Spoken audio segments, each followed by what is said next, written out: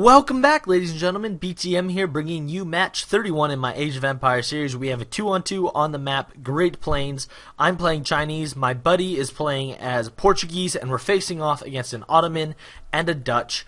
All around, this was a fantastic match. One of my favorite matches I've played in such a long time. I'm thrilled actually to bring this match to you. I definitely made quite a few mistakes, but at the same time, it was still an excellently played match, and it was back and forth, and it's even till the end, and I'm not going to spoil what happens. We were very fortunate for me to have my clan mate of mine, who I go way back with, play with me in this game, and the other guy was fortunate to have a good teammate, and he actually had known me before from YouTube, and he commented. So all around, there's a bunch of good players in a good, close, competitive, friendly game, and it's actually an unrated game, just 4 guys going all out for the win. So with that being said, I'm really looking forward to narrating this match. Now, right off the bat, I'm a little bit in a quandary on what to do for my first card until I see that 80 wood treasure there that I just scouted out with my explorer, and that means I'm going to only have to gather 20 wood after building my first village, since I started with 300 wood, that is. I'm only going to have to gather 20 wood after building my first village in order to build my second village after I gather that 80 wood treasure. So that is going to allow me to send my Northern Refugees card as my first card and not have to change up my strategy. And as an even better bonus, I do find 2 very good sized herd of buffalo near my town center to make up for the lack of buffalo in my initial herd. I think I only had 3 or 4 buffalo in my initial herd to begin with, unfortunately. However, finding those 2 herds puts us in a great position. Now, I was definitely in a little bit of a quandary here for a couple of reasons. As I said at the beginning, my ally is playing Portuguese, which is very traditionally a booming or a fast fortressing civilization. I'm playing China, which is a jack of all trades, but we're playing against a Dutch, which can boom or fast fortress, and an Ottoman, which can definitely do a very powerful rush, or also in their own right a fast fortress. So right off the bat, I knew I was potentially in a good amount of trouble, and just in terms of strategy-wise, it was going to be not necessarily trouble so much as there's going to be 4 very different playstyles going on, and that's just something that makes this match, I think, so excellent, is that it is really 4 different civilizations doing their own unique things. And that definitely put a little bit of pressure on me in playing the game to kind of adapt my strategy as it came along. You'll see there, like, instead of aging with my normal wonder, I'm actually going to age for the first time, I think, at least that I put on this channel. I'm going to age with the Confucian Academy so I can get flying crows. I'm sorry about that. I blanked for a second. I'm going to age with the Confucian Academy so I can get flying crows, because I'm expecting, most likely, Green, the Ottoman, to go for a Janissary rush in the game. So all around, I'm already kind of thinking through my head what I have to do, how I'm going to do it, can I do it. And I feel like this game is definitely winnable from a civilization matchup position, but it's going to be very stressful. Now, I do manage to actually watch this time and see where, because in the last video I didn't, I do manage to watch this time in this video and see where my teammate wants to build our forward base. And I'm actually not going to build my forward base when I do get to that point of the game right next to him. I'm actually going to build it just a slight ways off, close enough where I can go protect him, but definitely close enough so I'm definitely a little bit closer to my town center in case I need to protect a rush. That way, kind of, we're both building our forward base in the middle of the map, close enough to control the middle and control our bases, because like I said, I was expecting a rush. And focusing specifically on the strategy I expected Green to play with, I really kind of, in my head while playing, I narrowed it down to 3 choices. I expected him either to mass Hussar, since I know that Ottoman very much love doing that. I expected him to fast fortress or mass Janissaries. And so right off the bat, I'm definitely in a little bit of a good place in that I know what he's going to do, but I'm in a bad place because knowing what he's going to do might not necessarily mean that I can stop it, unfortunately. So I do start to age up, and I know I'm aging really late. I ended up aging with a full 17 villagers, which is not something you're supposed to do. You are supposed to age generally, I think, with 13 or less, if I remember correctly off the top of my head.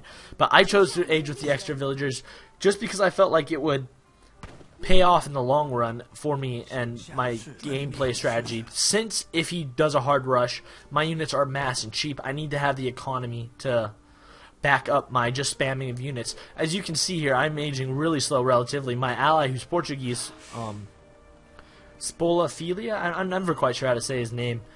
I've been joking about this for years with him. Spolophilia, though, is already in the second age, despite the fact that he's playing Portuguese. And at 4 minutes and 30 seconds into the game, both of our opponents are in in the colonial age. I didn't mean to say fortress age. He's already in the fortress age. Both of my allies are in the fortress age. I'm definitely going to be late coming to the fortress age. However, I said fortress age again. I meant colonial age, guys. I'm sorry. I'm definitely going to be late coming to the colonial age. However, I'm hot on my heels. I'm going to have enough wood immediately to build a war academy, and I am going to be able to send my 8 Choco No shipment as my first card as soon as I hit the colonial age.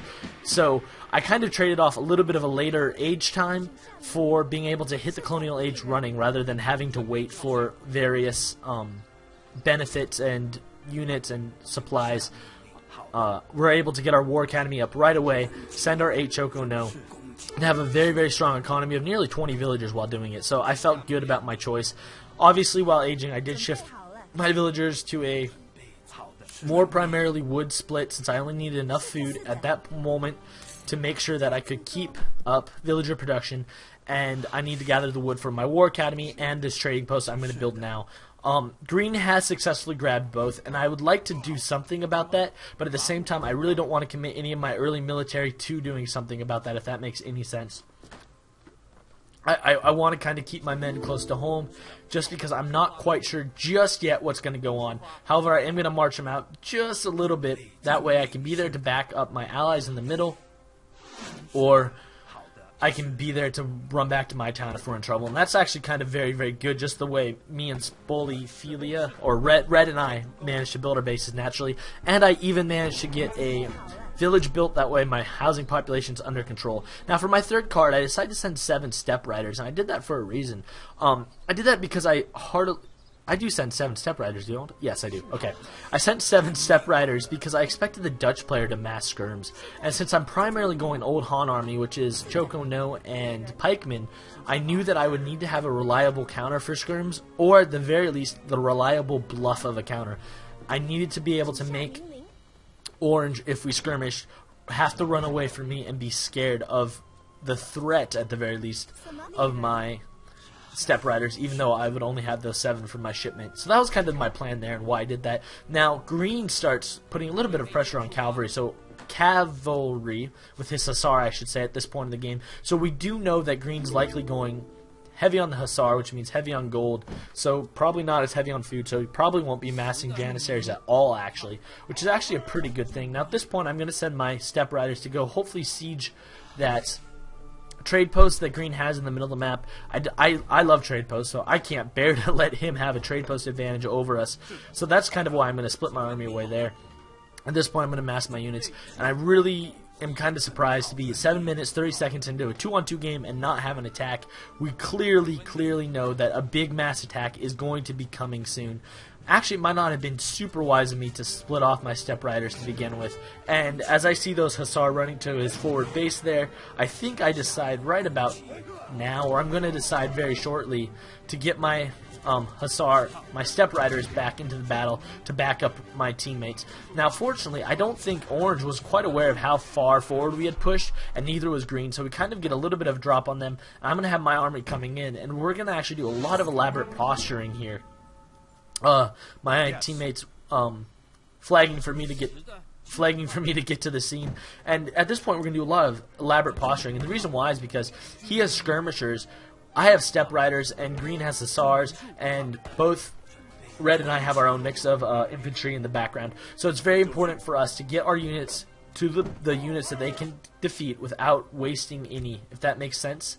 Like, we want our pikemen to be on the pikemen official things. We want our cavalry, pardon me, to be on the enemy skirmishers. We don't want to let them all get mixed up, because if we kind of get a clustered, you know what, going down there, we're going to lose the game. It's very important that we posture our units right, kill the units we need to appropriately, and take advantage. Now, fortunately, though, me building the Confucian Academy as my wonder is going to pay off here, because I'm going to get a flying crow as soon as my village is built, and that's going to allow me to actually have a very, very strong and very, very early artillery presence in this game, which is going to do wonders for our team, because flying crows backed by Choco No will absolutely decimate, and I mean absolutely decimate, any type of attack that Orange decided to launch with his infantry. Not to mention my big massive Queen Pikeman is definitely going to be able to scare off those Hussars. So at this point, we're definitely posturing around a little bit, but I felt like we definitely had, or Red and I at the very least, definitely had a very considerable and very real advantage in terms of winning this game, or at least winning the initial big fight that we're going to fight. This fight won't determine the game, though, because we're all pro players at this point. We're going to lose our army, and we're not going to freak out. We're just going to keep on going. So whoever wins the initial volley, though, will definitely have the tempo and definitely be able to control the pace of this game. Now, at this point, I kind of marched my Step Riders away just because there was nothing going on, but having seen that, I'm actually going to kind of park them back here, put them in defensive mode because I don't want them to run around. And my thought was, if we push up a little bit, I might actually be able to circle my Step Riders around to the back and hopefully kind of kill Orange's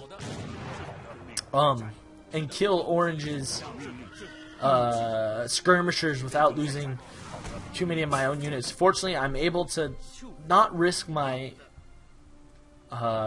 Choco No and Flying Crow there, and I kind of made a little bit of a blunder, you may notice, from my positioning. I briefly had my Choco No and Flying Crow faced up against all his Hussar. I fortunately was able to get my pikemen there in time, but it was kind of a little bit of a gamble. So here, though, seeing what's going on, we're still running around, still posturing a bit. I am going to run my Step Riders in the background to go attack, and now we have a cluster kind of thing going on. However, it's totally with our advantage because our melee units are just raining fire in. My cannon is, my Flying Crow, I should say, is completely just raining down fire, and all around we're going to probably win this fight, provided nothing goes horribly wrong.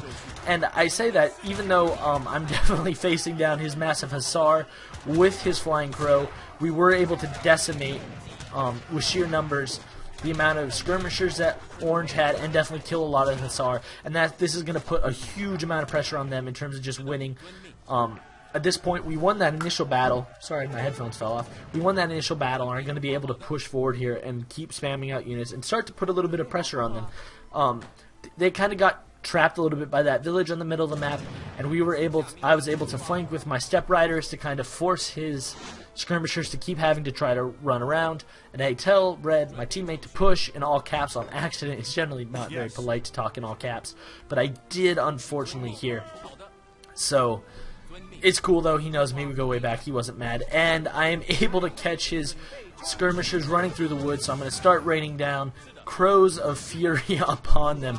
And Red did a great job this game. Something I just noticed is, with all those Hussar running around, he did an excellent mix of crossbowmen and musketeers, and he generally protected my Flying Crow, which just gave us such a huge advantage against facing off against the Dutch players' skirmishers. So we were definitely in a very, very good position. And if you can't tell by now, guys, this was definitely a military battle video, not so much the economics. It's just the military struggle, the struggle for dominance. Now, at this point, we definitely felt pretty good about our position. I actually, kind of in my head, kind of thought we had won the game, but you can tell by the time that clearly was not to be just yet. Yeah, it's far from over. And I guess part of the reason why is they were actually very, very smart as players there, because when they knew they were in trouble, they chose not to let their units die, but instead get another mass going and then counter us. And so in order to not be vulnerable, I did allow my units to pull back and mass with the Reds units. That way we as a massive group will be able to face them one-on-one evenly and fairly. However, by their play, it definitely gave them a huge chance to get back in this game. It looks like I'm about to lose my Flying Crow here just because it kind of created a little bit of a window for those Hussar to get to me, but we were able to kill those few Hussar quickly. And at this point, again, we're definitely getting a huge amount of drop on them here. Almost by sheer luck at this point. If it was one-on-one with me and Green probably would have won, just because China generally, in any level of the game, struggles against the cavalry spam. So at this point, we're in good shape. Now, Green did a semi-fast fortress, I think, in that he is actually in the Third Age, and he has gotten cannons on the field. He probably sent them from the home city. However, Red and I are able to micromanage them out, me using my Flying Crow and him using his musketeers. And I realized at this point I had shipped a truckload of shipments, or I had a truckload of shipments I hadn't sent, 3 to be exact. So I'm going to send my Duck Army. I'm going to send my Banner Training Faster Army, my Banner Training my banner army training faster card, and then I'm going to send a Furrier just so my general gathering rates can improve a little bit. Again, at this point, really felt like we had the advantage, but they just didn't lay down. Green is continuing to pump out units like a boss. I don't know how he's affording all this cavalry, to be honest. He's doing an excellent job. And all around, Orange is keeping the majority of his army, I guess, not necessarily alive, but we haven't just been able to knock him out, you know what I mean? Green's doing a lot of hit-and-run stuff, keeping himself in a good place, and all around, we just haven't been able to kind of finish them off just yet. Fortunately, though, here, Green is going to try to run around, and he's going to get caught in the crossfire between my Choco Nose and Red's Musketeers, and that's really going to kind of hurt him here. Again, like I said previously, and I'll say it again, this entire match was just all this very, very micromanagement, precision military, you know, get our units to fire just the exact right amount of shots against the right units. And that's exactly what's going to happen here. Now, I see those Tartar, or cavalry archers. Tartars are the Russian cavalry archers, pardon me. I see those cavalry archers running, so I decided to actually attack them with my standard army. And I did that knowing that the standard army would not kill them, or specifically knowing that the Step Riders would die, but I also figured that the Choco No would inflict a lot of damage, especially considering the cost I pay for them per head.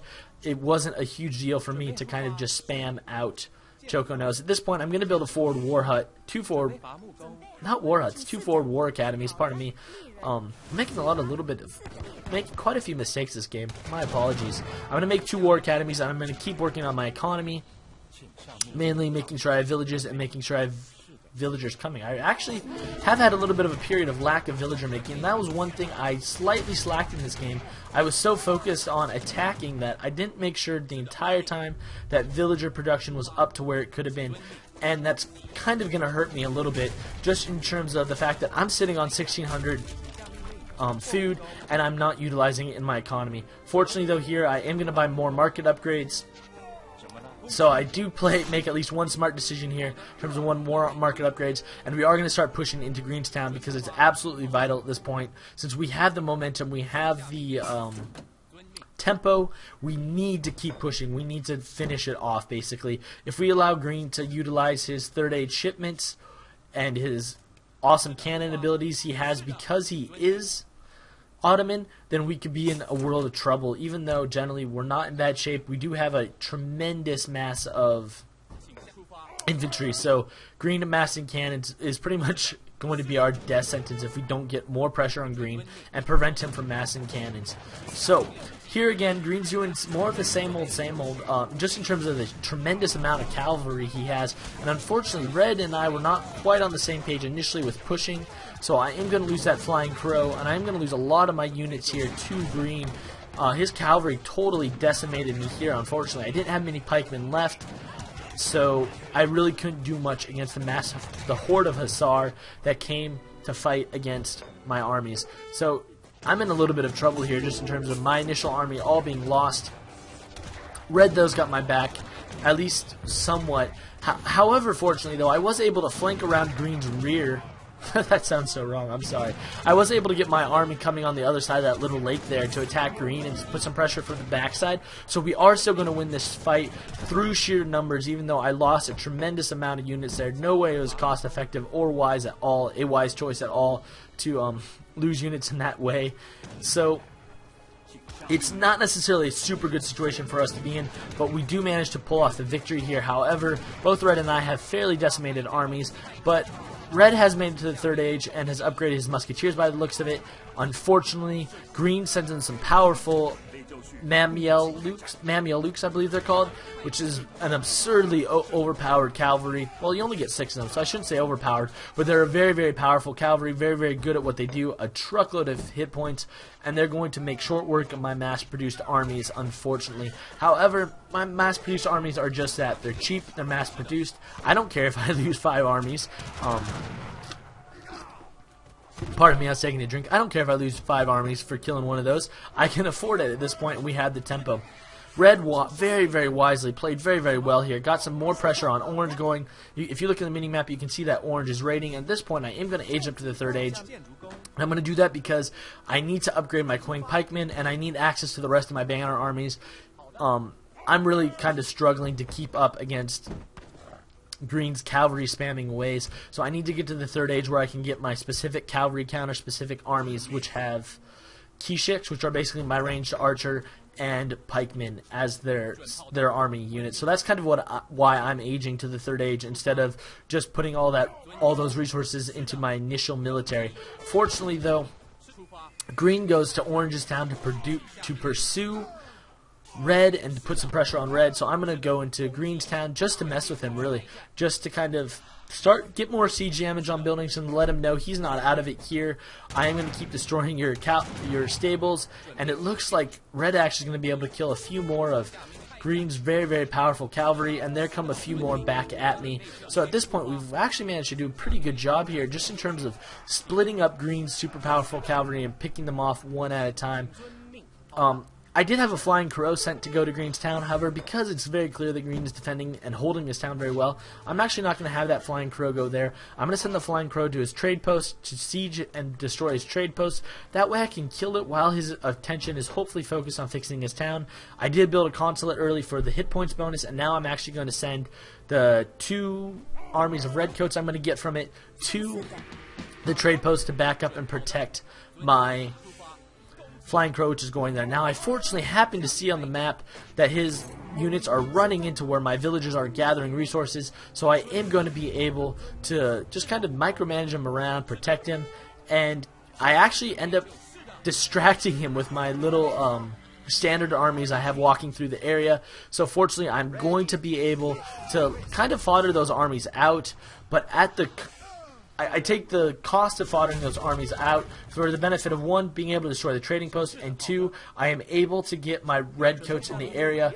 If he tries to come in melee with the redcoats, he's going to be in a world, and I mean an absolute world of trouble.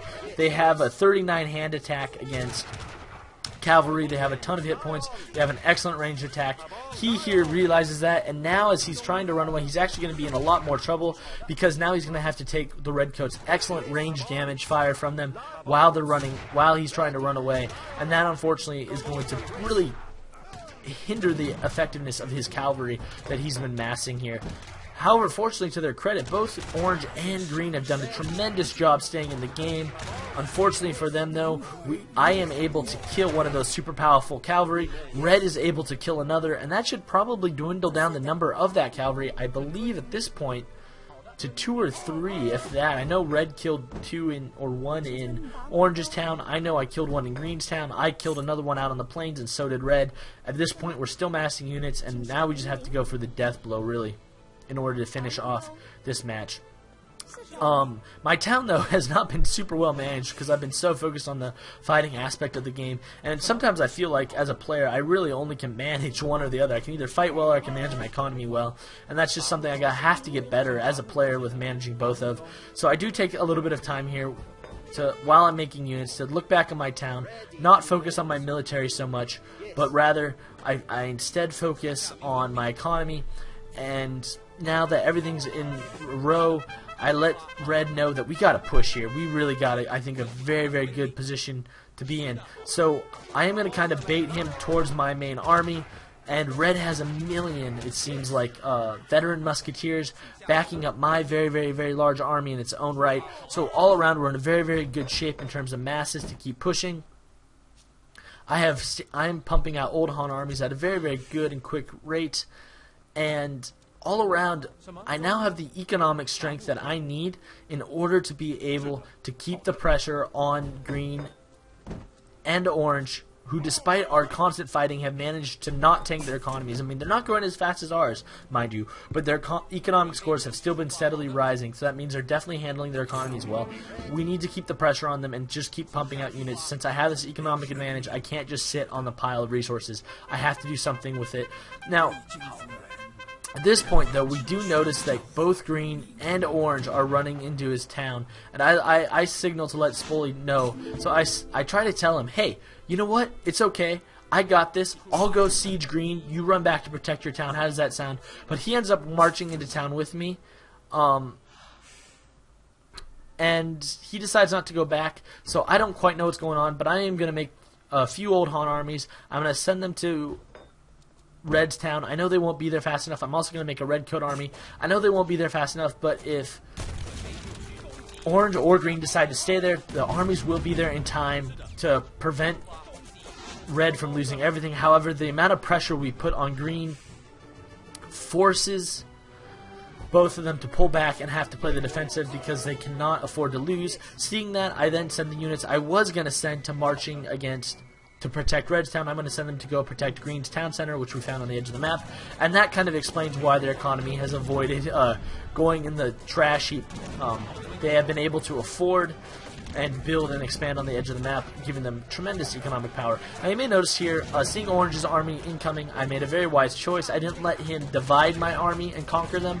I pulled my units back till they were amassed and we could fight them on his fair points. It looks like at the bottom of Green's town, or what remains of Green's town, it would appear that Red has done the same, and he's going to be able to defeat Green's threat against him. So all around, we're going to have two very, very solid victories here, and that should pretty much wind up the game just in terms of what they're going to be able to do. They're going to suffer two very, very big defeats. I now know where Green's hidden town center is, and I'm going to definitely sweep up the side a little bit more. So all around, it was a good effort, a great, great game, but at this point it's pretty wound down. It was back and forth. They definitely did an amazing job hanging around in it, but there's not much he can do about it now. So that was the game, and I gotta say, it was a lot of fun to play with these guys. Orange was on a Smurf account, and he's actually a little bit higher rated than he was. This account's a corporal, but he's actually also a master sergeant, and Green was a master sergeant.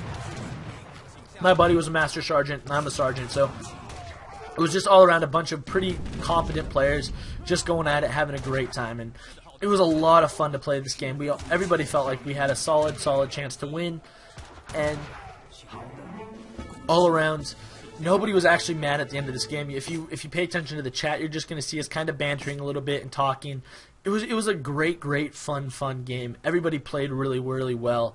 And all around, it was very, very interesting. Well, Orange thought he played badly, but I think he played pretty well.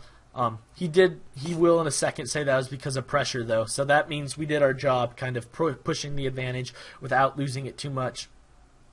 But all around, it was just a very fun, very good game to play. It's the kind of game as a gamer you like to play. You like to face good competition. You like to do well, and then obviously you like to win. But you like to play well in a friendly and respectful environment to the point where you just enjoy doing what you do. And that was totally this game. Looking at the post game, I noticed I had the most military units, which absolutely cracked me up because I was literally spamming everything at Green trying to stop his cavalry.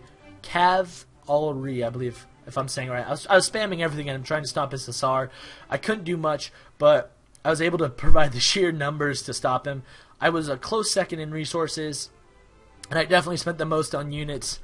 Again, in a vain attempt to stop Green, who played very well. It was a lot of fun, though, this game to play all around.